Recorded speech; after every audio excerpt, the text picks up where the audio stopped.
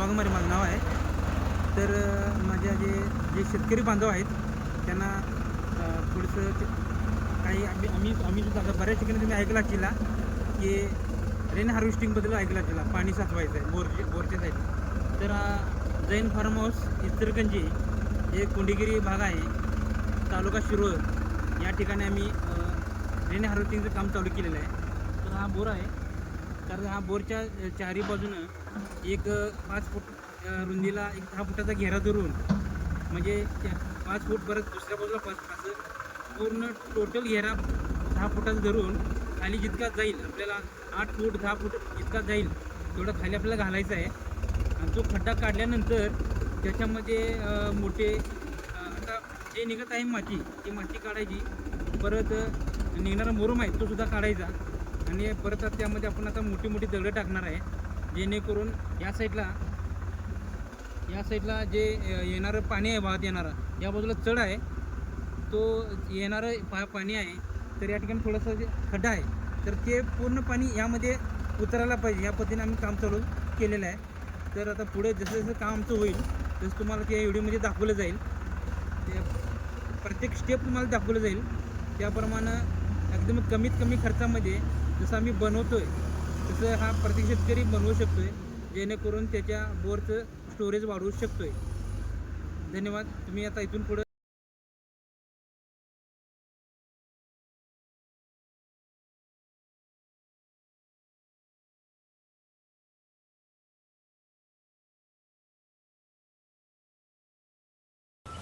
बस इतना आता हां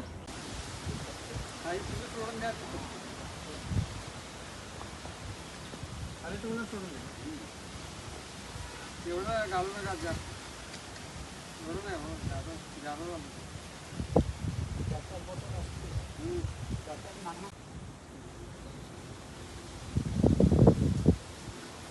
म्हणजे खरून थोडं मोजलं आहे, कारण मग ती मोजणार आम्हाला पण माहिती होतं, बारा हलणार माहिती होतं, म्हणून मी काय वहीत घेऊन ठेवले ते तयार करून परत बघितलं की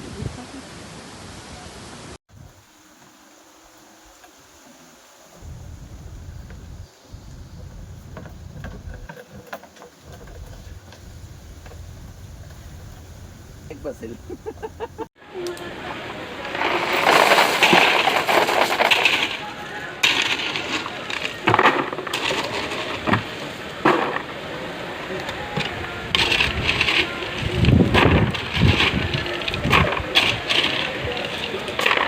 अशा प्रकारे खडी भरायचं काम चालू आहे.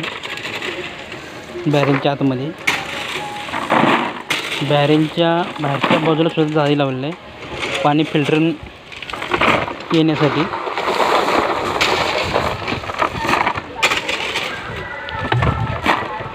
बॅरेलच्या बाहेरच्या बाजूला सुद्धा 3 इंच खडी येईल.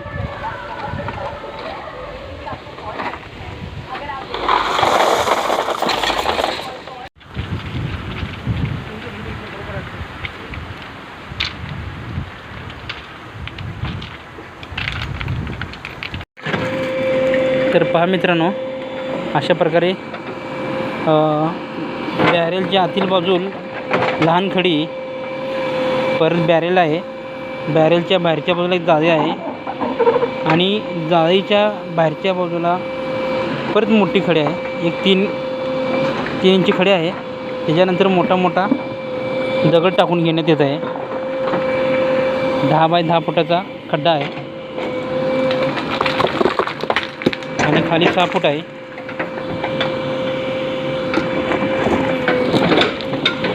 अशा प्रकारे करून घ्यायचं आहे. आणि या बाजूला जे मुरुम आहे वरती फिलिंग करून घ्यायचं आहे.